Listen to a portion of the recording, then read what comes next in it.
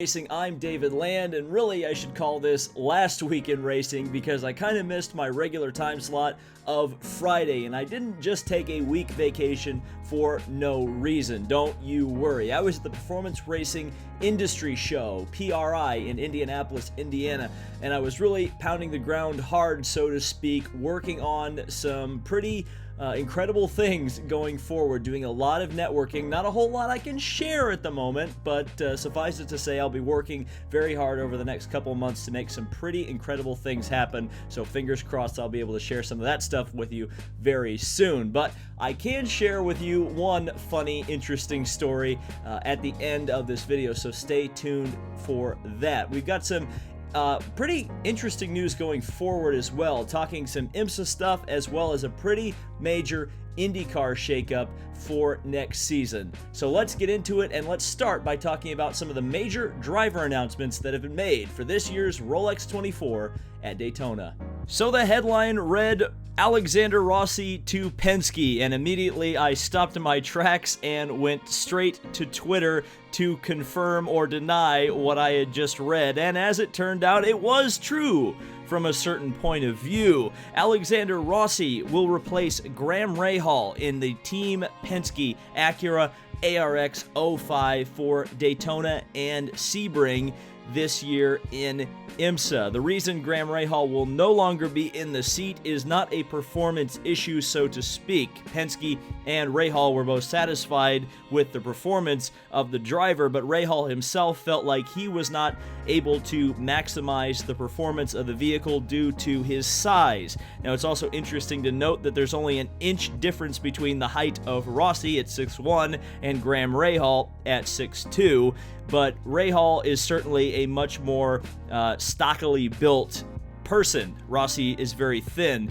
and I think that's part of the reason why Rahal had to step away from the seat, which I think is a bit unfortunate for Graham because, in my observation, at least when Rahal was a part of the team and racing with them, he was certainly one of the more consistent drivers on that team. He wasn't a driver that necessarily was going to throw it off the road a lot.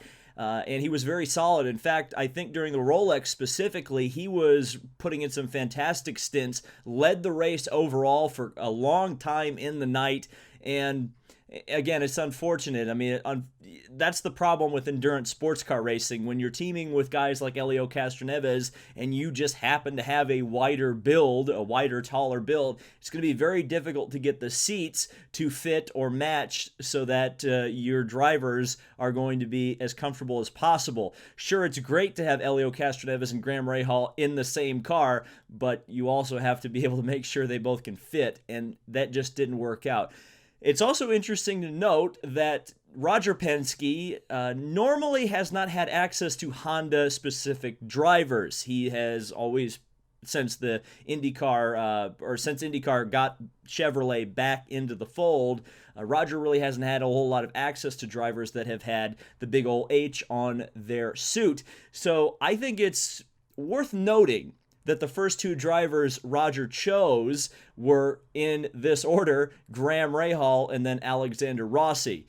So when you look at the whole of the Honda drivers and where Roger himself ranks those particular drivers in his echelon of, wow, wouldn't it be nice if I could hire those guys? It goes Rahal and Rossi. And of course, we also know that before his accident, Roger was very interested in Robert Wickens. So you have to assume he was up there as well in terms of drivers that fit the Penske mold.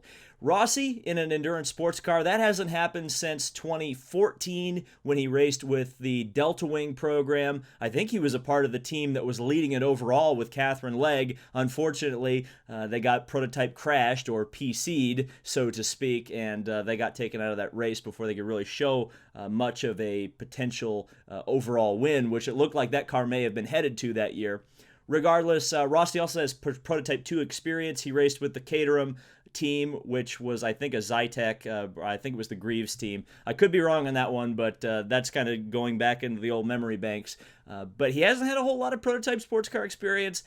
I don't think it's really going to matter all that much. We know how talented Rossi is. It's going to be amazing to see Rossi and Penske together, even if it isn't on the open wheel side of things, at least for now. Again, this is kind of a pretty big indicator of where Roger thinks the talent lies over on the other brand side. So is it a possibility that someday down the line we could see Rossi maybe driving one of Roger's cars? Certainly. It's certainly nice to see at least a little teaser of this right now in the sports car side of things. The one thing that unfortunately Penske has not had in IMSA, at least at the moment, has been reliability.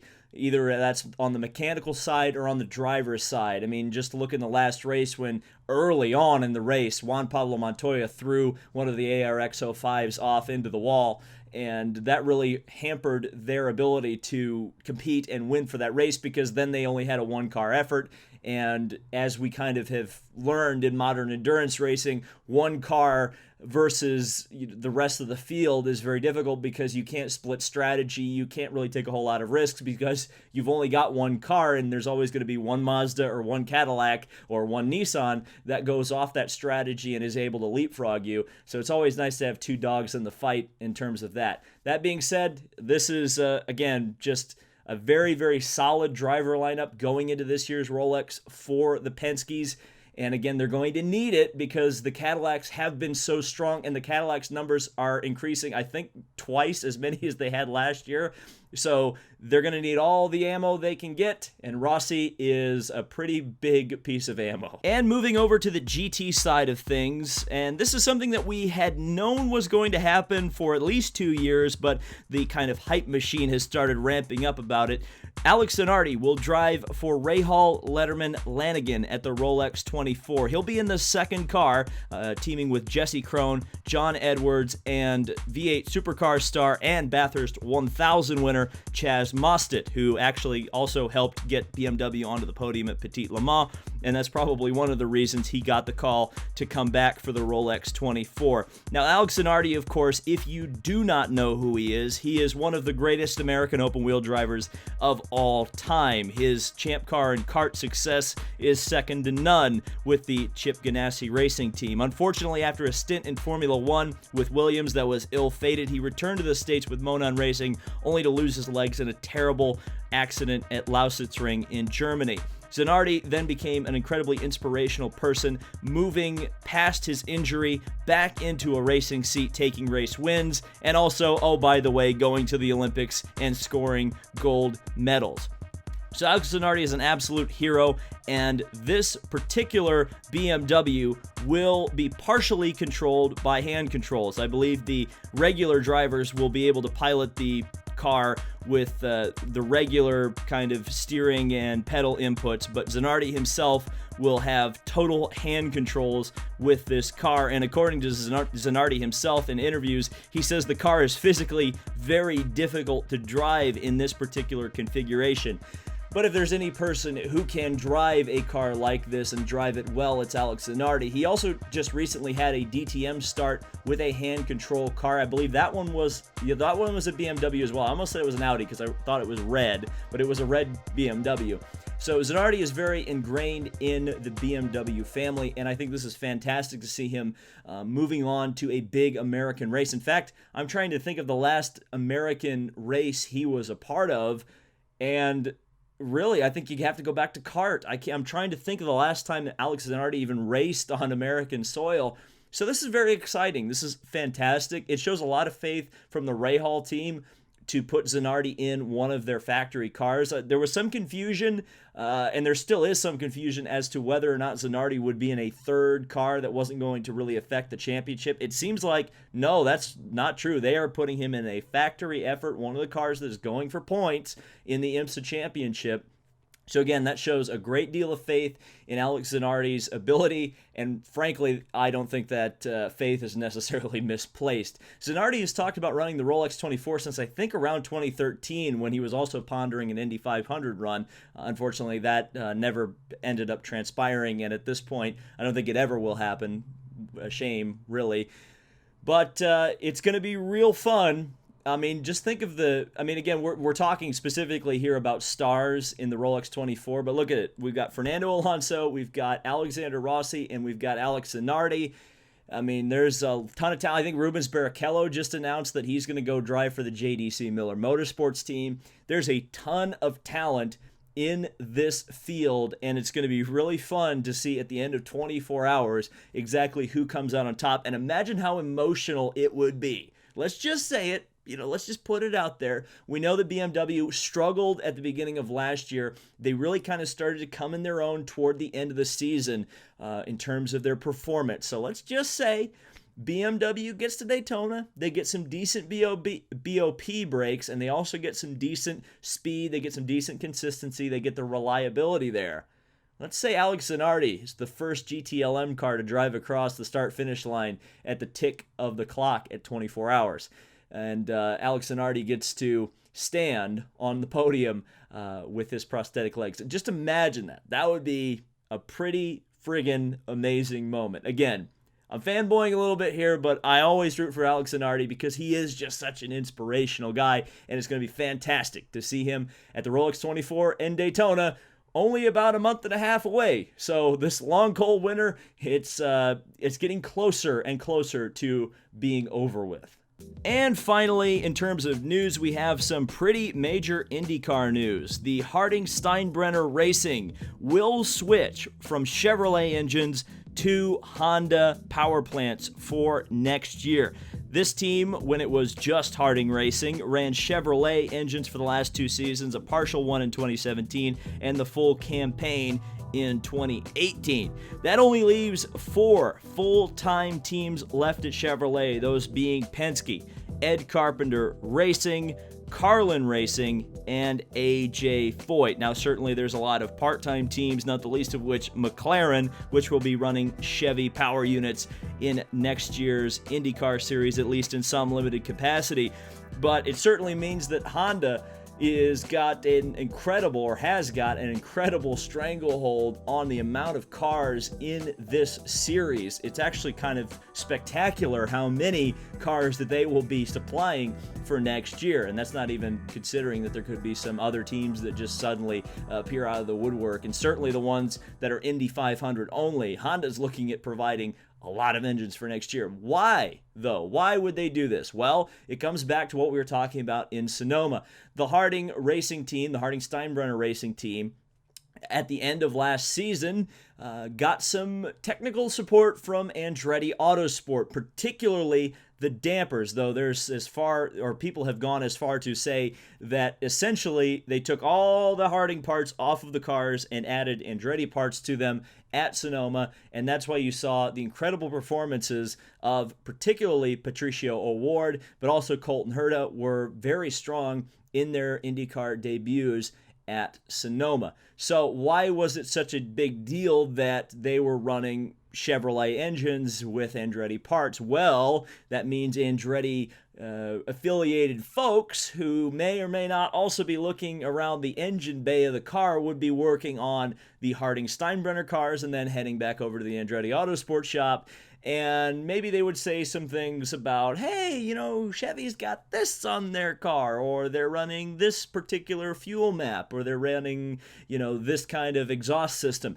They would say things like that, and that's something that neither manufacturer was particularly, they were not particularly copacetic with it, let's just say that. So we had Honda step up to the plate and say, you know what, we're already supplying 4 cars to Andretti, we supply about 6 or 7 at the Indianapolis 500, but you know what, to keep the Chevy paws out of our cookie jar, we are willing to go ahead and supply this, what is essentially an Andretti feeder team at this point, with our product. So, Harding Racing and Honda. Now, or at least from what we saw at Sonoma, power was never their issue, and I think that's part of the reason why Honda was so willing to put their engines to this team now. Certainly, what equipment they were using prior to Sonoma last year was not as top of the line as what Andretti has. So I think you're going to see a big performance jump for the team next year, despite using 2 rookie drivers. I know there might be some concern there. Again, Certainly, Patricio Award did not drive like a rookie at Sonoma, and I think we also do have to give credit to Colton Herta because neither of those drivers were throwing it off the road every 5 seconds. They drove like the champions they are. So, from that perspective, I think they're going to be fine. I think it's going to be pretty exciting as well. The Honda seems to be the best car over the course of the championship. Now, that being said, the Indianapolis 500 is a different story. Honda-powered cars were not nearly as strong there, and that also makes me think to myself that going forward, or at least the cars or the partial season entrants, I think if you are a partial season entrant at the Indy 500, I think you need to be heading over in the Chevy direction. First and foremost, there's going to be more options over there, and second of all, it seems like it's the stronger package. There wasn't a single Chevy bumped last year, including the Indy-only guys. Teams like Juncos Racing, who I thought personally prior to the month of May, I thought were going to struggle. They didn't. I think a lot of that has to do with the horsepower that Chevy was able to provide on the oval tracks. Now, I do want to also talk about the team itself, Harding Steinbrenner Racing. I think this is an exciting thing for IndyCar, and I think there aren't as many of the IndyCar fans themselves that are talking about how much of an impact this team potentially could have.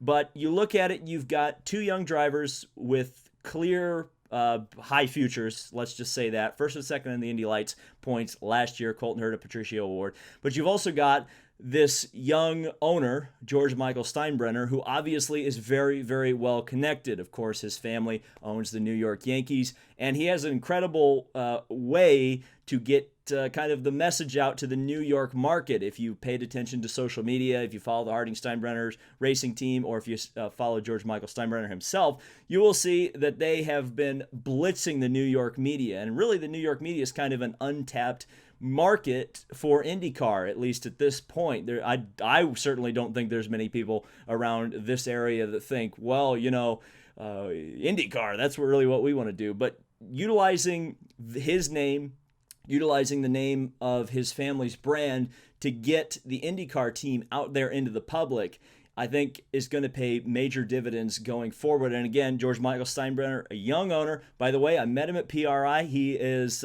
let's just say he has the same passion for this sport that most of you guys watching do. And I was incredibly impressed with him, and I wish them all the success next year in the world. And again, because he's so young, that's what everybody has always said. We need young blood, young blood, young blood in this series.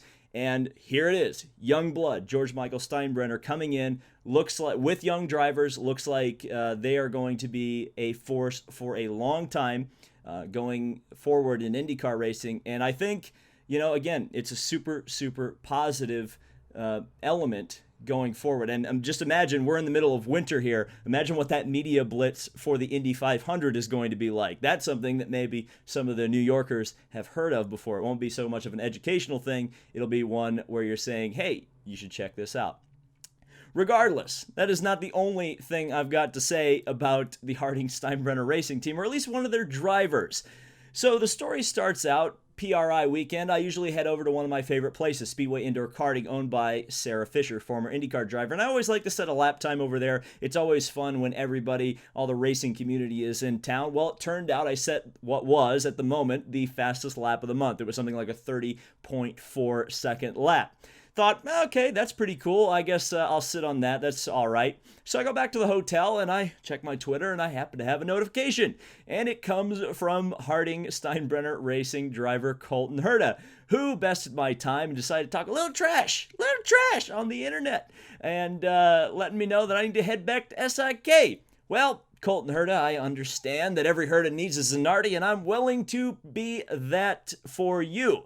So I headed back to Speedway Indoor Karting to check out how Mr. Herta was doing and whether or not I could beat him. Unfortunately, because the whole racing community was in Indianapolis at the time, Speedway Indoor Karting was completely booked. So I was unable to accept the Herta challenge. But then I looked at the board and I saw a few other people had beaten me, not the least of which was Marcus Ericsson. Yes, that Marcus Ericsson. And we head up the board, and Patricio Award had also tried to knock his teammate Herta off the top spot. But it turned out Herta had come back and accepted his own Herta challenge and beaten himself. But it wasn't to be. Colton Herta was beaten, and he was beaten by the man, the myth, the legend, Chris Nash at a 10-second lap.